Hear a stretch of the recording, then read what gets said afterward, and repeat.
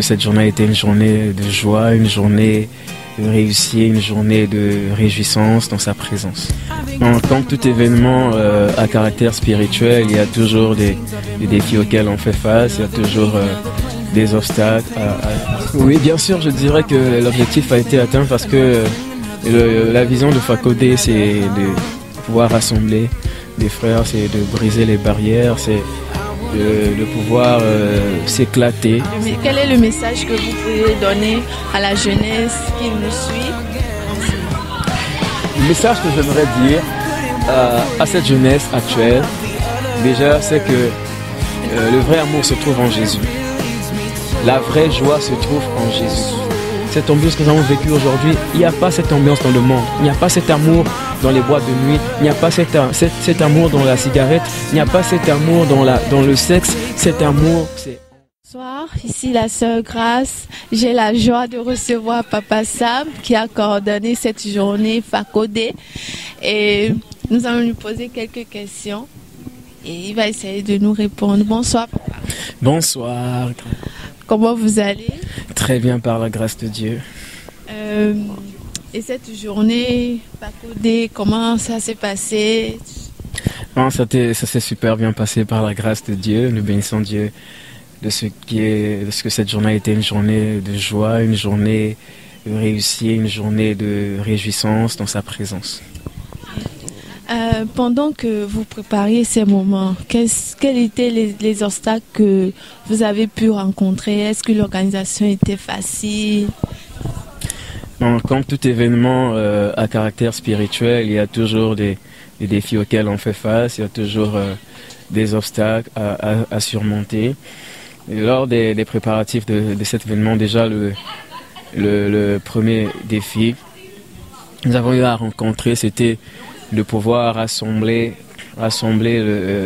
toutes ces personnes que vous voyez, parce que aujourd'hui c'est pas facile de pouvoir rassembler des frères, des sœurs, étant donné surtout des frères qui appartiennent à des dénominations différentes.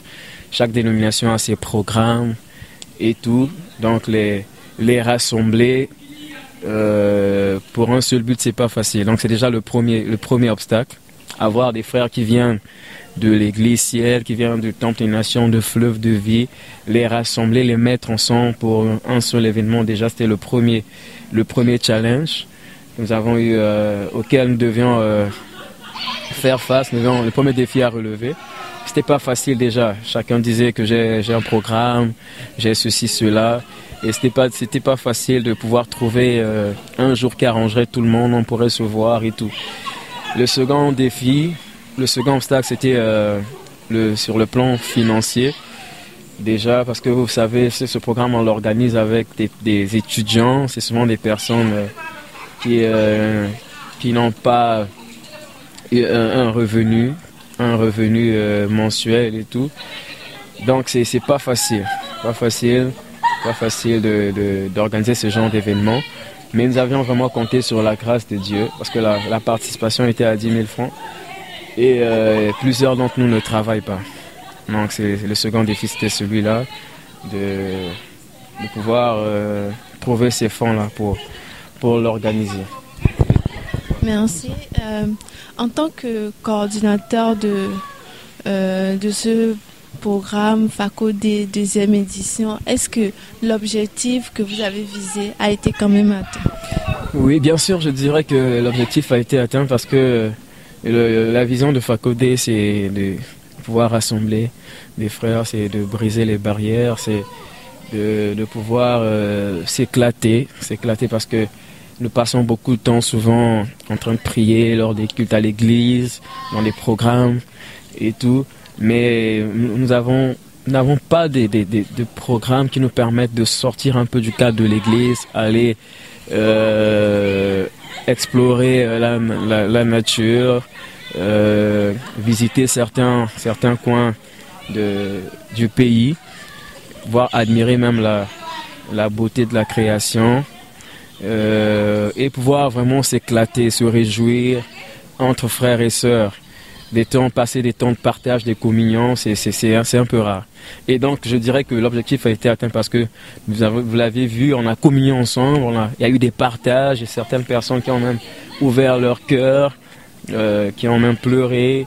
Donc, il y a eu des temps de partage édifiants, il y a eu des temps de réjouissance, il y a eu vraiment de la communion fraternelle et on a vu certaines barrières être brisées. Voilà. Ok, pour les prochaines éditions, quels seraient vos souhaits, quelles seraient vos attentes par rapport aux prochaines éditions?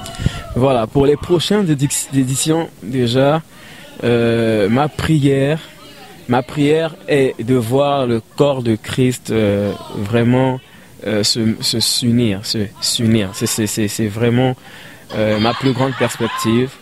Voir en fait plusieurs dénominations se mettre ensemble. Parce que Fakode prend l'unité, l'union du corps de Christ. On veut voir des jeunes de différentes dénominations se rassembler, se mettre ensemble, partager le pain ensemble, rire ensemble, se réjouir ensemble, s'édifier au moyen des témoignages. C'est ça en fait mon but. Donc je veux vraiment que cette vision s'élargisse sur le plan national et pourquoi pas plus tard sur le plan international. Donc c'est un peu ça mon souhait pour les prochaines éditions. Merci beaucoup. Quel est le message que vous pouvez donner à la jeunesse qui nous suit en ce moment? Le message que j'aimerais dire à cette jeunesse actuelle, déjà, c'est que le vrai amour se trouve en Jésus. La vraie joie se trouve en Jésus-Christ. Dans le monde, en fait, on ne peut pas trouver cette joie réelle. On ne peut pas trouver ce vrai bonheur. C'est vrai qu'on peut connaître un semblant de joie avec des amis dans les boîtes de nuit en fréquentant ces milieux-là. Mais on se rend compte au final que toutes ces choses sont vaines. Le vrai amour se trouve en Christ.